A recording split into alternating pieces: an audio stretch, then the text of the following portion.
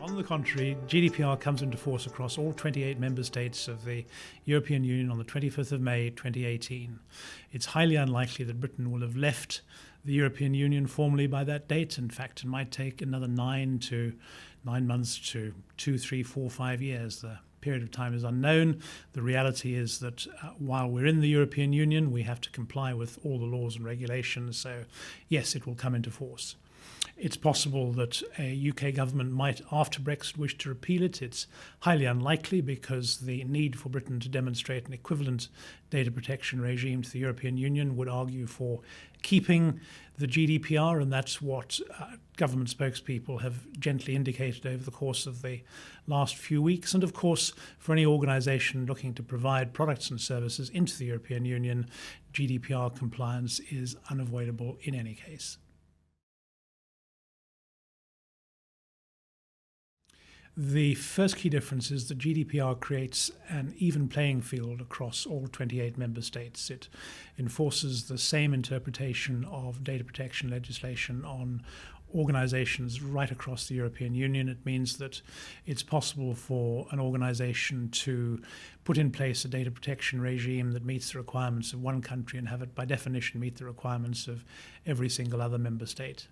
Secondly, it puts in place exactly the same rights of data subjects across the whole of the European Union, so that a data subject in Germany has exactly the same rights as a data subject in the United Kingdom, can bring the same actions to have those rights enforced in their home state or in the country where their rights have been transgressed, and gives to national supervisors the ability to regulate organizations from wherever they are inside the European Union. On top of that come very significant fines for breach, administrative fines, the possibility for judicial remedy, including the opportunity for individuals to bring actions against organizations that have transgressed their rights, and a series of detailed requirements around privacy by design, around data protection impact assessments, around data protection officers, around staff training and the like. So it's a significant uplift in terms of protection for individuals, in terms of equal playing field for organizations, and of consistency across all 28 member nations. Once GDPR comes into place in May 2018, any data breaches that organizations experience have to be reported to the national regulator within 72 hours of first becoming aware of the breach.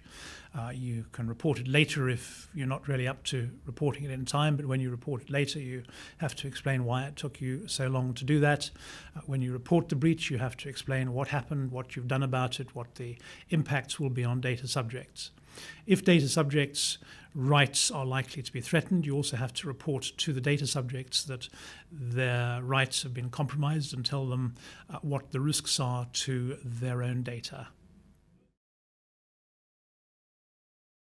Well, it depends entirely on whether you're wondering about it from a mandatory point of view or from a practical point of view. From a mandatory point of view, organizations processing substantial amounts of data, such as, for instance, organizations with large consumer websites, organizations processing large numbers of members for schemes, those will need data protection officers by law. Most other organizations will have a data protection officer because it's a practical and sensible thing to do, in the same way as most organizations will have somebody charged with looking after health and safety or looking after HR requirements. You need somebody who understands the legal and business issues around a specialist subject area, who's got appropriate training, and who can support the organization in dealing with those. So broadly speaking, most organizations should work on the basis that they do need a data protection officer. GDPR very helpfully sets out a mechanism that enables organizations to demonstrate they've taken appropriate steps to achieve what it describes as being necessary technical and administrative actions to demonstrate compliance. And that is to become compliant with, for instance, an international standard like ISO 27001. That would demonstrate that you've done what's necessary to deal with the requirements of GDPR. And over the course of the next 2 years, there will be trust marks and data seals emerging either under sponsorship of national regulators or under the sponsorship of the European Data Protection Board to be, and compliance with any one of those could also be a way of demonstrating that you've complied with the requirements of GDPR. Ultimately, of course, the only judge will be a court. A regulator can look at the fact that you've claimed that you're in compliance with a standard and still find that you didn't do what you were required to do, could levy a fine, you could bring a case against the regulator in a court, and you could be found for or against. So the rule of law will continue to apply, and that's where the ultimate decision will be made if it needs to be made. Fines and penalties for non-compliance from a UK perspective are going to be quite terrifying. They're terrifying, frankly, from any organisation's perspective, because the legislation provides, in the case of the most serious transgressions, which are those to do with the rights of data subjects and to do with the extraterritorial export of personal data, for administrative fines up to 4% of global turnover or 20 million euros, whichever is the higher. The regulation says very clearly that administrative fines are meant to be dissuasive, in other words, not nice and easy let-offs for organisations that transgress, but intended to dissuade organisations from transgressions.